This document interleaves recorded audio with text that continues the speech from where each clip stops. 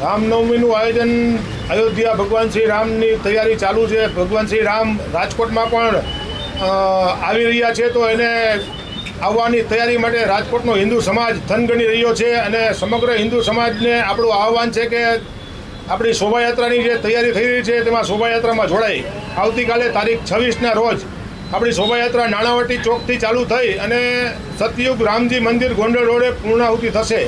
તો સમગ્ર હિન્દુ સમાજ એમાં જોડાય તેવું એમનું આપણું આહવાન છે.